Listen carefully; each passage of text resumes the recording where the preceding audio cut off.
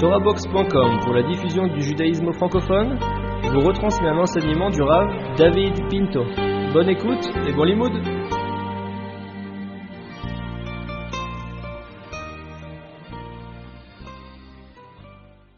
La Torah nous raconte la naissance de Moshe Rabbeinu alav shalom, comment il est né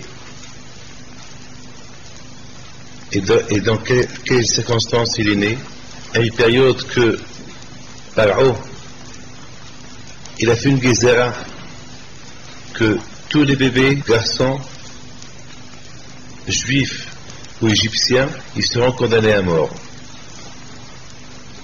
parce que son entourage, qu'ils étaient des sorciers, des astrologues, ayant prédit que celui qui allait naître chez les Juifs, il allait le détrôner. Paro, il a eu peur, et puis il a fait cette xéra de chaque garçon qu'il est né, qu'il soit juif ou égyptien, qu'il soit condamné à mort. Et les Égyptiens, ils ont calculé, plutôt ils ont fait des recherches là où il y avait une femme juive mariée, ils ont pris les notes depuis le début qu'elle ait commencé à tomber enceinte. Et selon le calcul de 9 mois, ils venaient chez elle pour voir qu'est-ce qu'elle a eu. Si c'était un garçon, malheureusement, on lui prenait de force. Si c'était une fille, il la laissait vivre. Lorsque Yochebed, la mère de Moshe Rabbeinu, était enceinte de 6 mois, il y a eu un naisse et il a eu un enfant. Étant donné que les Égyptiens, ils ont pris note que maintenant qu'elle est enceinte de 6 mois, donc ils l'ont pas touché, ils l'ont pas dérangé. Pendant ces 3 mois, Yochebed s'est occupé de son fils. Pendant ces 3 mois, elle a surveillé ce bébé-là, elle a allaité, et 3 mois plus tard, elle a eu peur de le garder. Elle a dit, c'est mieux que je le mets dans une petite boîte, une petite teba, et que je le jette au Nil. Et Dieu est grand. Là-bas, peut-être quelqu'un, un passager, il aura pitié de lui, il va l'héberger, il va l'adopter, plutôt que de le laisser chez moi, qui va avoir une mort certaine. Écoutez très bien. Moshe Rabbeinu alav shalom, il est sorti de chez lui, de la maison, dans une petite teba. Il y a eu un miracle, c'était Batia, la fille de Paro. Elle est descendue au Nil pour se convertir. Kadosh Baruch Hu, il ne fait pas de coïncidence. Kadosh Baruch Hu, il programme des programmes que nul ne peut comprendre les choses de Kadosh Baruch Hu. Justement, exactement ce jour-là que Moshe Rabbeinu a été mis dans une teva, c'est ce jour-là que Batia a pris la décision de se convertir, de descendre au Nil, de se purifier dans le Nil et devenir juive. Et Batia, la fille de Paro qui était une princesse, qu'elle a vécu toute sa vie dans des palais, elle a choisi ce peuple juifs qui étaient des esclaves en Égypte. Il aurait pu choisir d'autres peuples qui étaient connus. Il aurait pu choisir d'autres peuples. Elle aurait pu rester égyptienne, faire honte à son père. Son père, c'était en même temps le roi des rois, et en même temps son père était quoi? Il était considéré comme le dieu égyptien.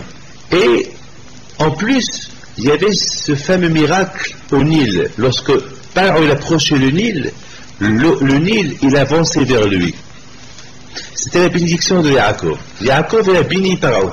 Il a dit, parce que tu nous as hébergés ici, en Égypte, et par reconnaissance, je te bénis que là où tu vas, lorsque tu descends au Nil pour se laver, alors le Nil, il va venir vers toi, et en même temps, il va arroser toute l'Égypte. Ça veut dire que parce qu'en Égypte, il n'y a pas beaucoup de pluie, ils vivent avec l'eau du Nil. Et Paro, au lieu de remercier Yaakov pour ce bien qu'il lui a fait, c'est là-bas qu'il jetait les enfants de Yaakov. C'est là-bas qu'il jetait les enfants, les descendants de Yaakov. Et puis soudainement, Paro s'est pris pour un dieu. Tout le monde se demandait, tiens, dès que Paro il arrive au Nil, le Nil il avance vers lui. Alors tout le monde a commencé à avoir peur de lui. Et Paro c'est le dieu. Et lui il a aimé l'idée d'être un dieu, et puis il s'est considéré, c'est moi le dieu, et c'est moi qui ai créé le Nil. Voilà. Partout il s'est proclamé que, et Bémet, c'était un grand chantage. Parce que les Égyptiens ne pouvaient plus même s'ils voulaient faire une révolution contre lui, ils ne pouvaient pas. Pourquoi? Parce qu'ils voyaient que les Égyptiens, ils dépendaient de l'eau. Et or, l'eau, ils montent grâce à qui? Grâce à Paro. Donc, ils sont devenus tous ils ont rendu Paro idolâtre, un dieu. Et c'est extraordinaire que Batia, elle seule, elle est descendue dans ce Nil-là, qu'il était soi-disant considéré une création de Paro son père, et c'est là-bas qu'elle est descendue pour se purifier de sa Toum'a. Et c'est là-bas qu'elle a pris cette décision que son père, il est nul, il n'est rien du tout. Mes amis, vous connaissez le reste de l'histoire. Moshe a été récupéré par Batia. Il a grandi dans la maison de Batia comme un prince. Mais, toute sa jeunesse, il a passé chez sa mère. Et lorsqu'il a commencé à grandir, il venait tantôt chez Batia, et tantôt il allait chez ses vrais parents, qui étaient Amran, Myriam, Aaron, Yocheved, toute cette belle famille de tzadikim. Et c'est là-bas que Moshe Rabbeinu a grandi dans la Torah, mais peut-être un jour il était chez Batia, sa seconde mère, sa mère adoptive, et un jour il était chez ses parents, je ne sais pas comment ça s'est passé, mais accompagné Moshe Rabbeinu, il était un grand tzadik. Donc il ne pouvait pas être un grand tzadik dans la maison de Batia, il était un grand tzadik bien sûr, par l'éducation que ses parents lui ont donnée. Écoutez très bien. Maintenant que Moshe Rabbeinu a grandi, et qu'il a vu que sa place n'est plus dans le palais, il fallait qu'il sorte, il fallait qu'il voit ce qui se passe avec ses frères. C'est écrit dans la Torah qu'il est sorti de chez lui pour aller voir ses frères. Le premier jour qu'il s'y voit, il voit un événement qui l'a perturbé, un événement qui lui a bouleversé la tête. Il a vu un Égyptien, comment le matin, il est parti dans une maison juive, il a tapé à la porte, un Égyptien, il tape à la porte d'une famille juive, et il rentre, il enfonce la porte, il prend le propriétaire, le juif, il lui dit dégage, tu sors, va travailler. Et le pauvre, il est sorti. Dès qu'il est sorti, c'était l'Égyptien Mahshemo qui rentre après dans la maison, et il a violé la femme de ce juif-là. D'ailleurs, c'est la seule femme qui a été violée. C'est la seule femme qui a eu des rapports avec un goy.